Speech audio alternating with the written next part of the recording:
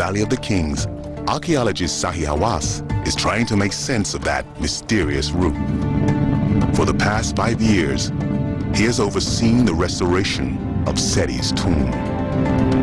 The tomb of Seti, there is many destructions happened to the tomb, and that's why the tomb is closed to the public now.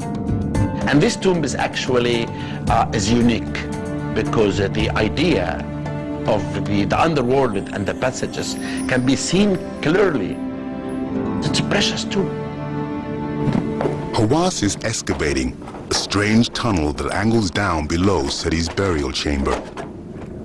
He thinks it's connected to Seti's quest for immortality, but he can't be sure how. For Hawass, digging out this tunnel is the culmination of a dream he's had his entire career. 40 years ago, when he was a young archaeologist in the Valley of the Kings, he got a tip from a man named Sheikh Ali. For generations, Ali's family excavated ancient tombs, sometimes with permission from the Egyptian Antiquities Department, sometimes not.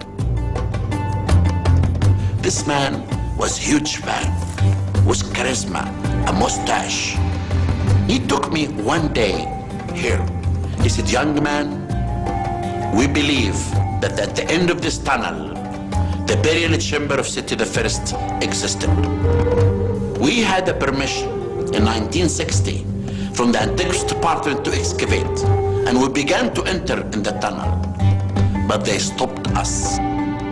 They were afraid that the tomb will fall down. Then I said, Sheikh Ali, what do you want? He said, if you become an important archaeologist, I want you to excavate this tunnel. Hawass knows Seti's burial treasure has never been found.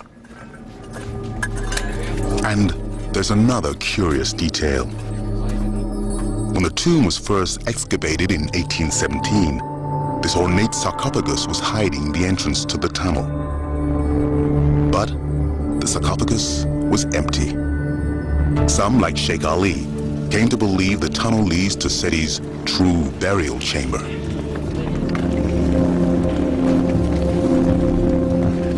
It's a long shot, but now, some 40 years later, Zahi Hawass is trying to find out if Sheikh Ali's theory that the burial chamber is hidden here could be true. The quest is taking Hawass on his own underworld journey, some 150 meters below the surface of the Earth.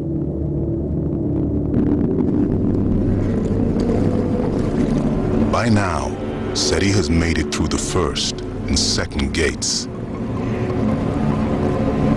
But as he approaches the third hour of his journey, he must reckon with a threat familiar to believers of many modern religions: the fires of damnation.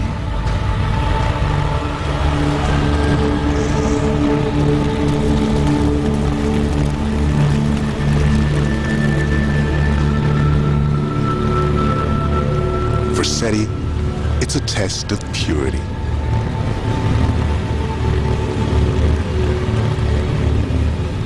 The Lake of Fire is this huge lake, which is made of fire. If you are one of the damned, then you are consumed by the fire. It's a challenge to every common man's soul. But because the pharaoh is merged with the sun god, he has a unique role during this hour.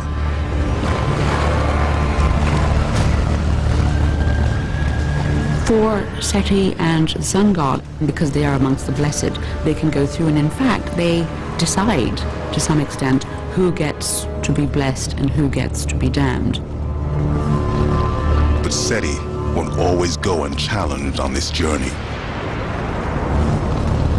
He'll have to face his nemesis, Apophis, a powerful demon snake that represents evil incarnate to all ancient Egyptians, much like snakes do in many cultures today. On Seti's journey, the serpent demon threatens to plunge the world into chaos. Before he died, Seti battled a worldly chaos, helping to bring about a golden age in Egyptian history. Seti I was one of the greatest kings of the New Kingdom. He built many impressive things, but he was also a warrior. In his 11 years as pharaoh, Seti brought order to a land scarred by religious and social upheaval. He defined and secured Egypt's borders in Palestine and Nubia, and defeated invaders from the Libyan desert.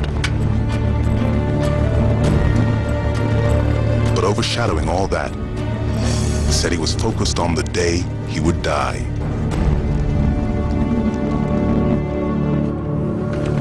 Because in death he was merged with the sun god, his resurrection was crucial. By Seti's time, Egyptians had developed elaborate instructions to make sure that happened.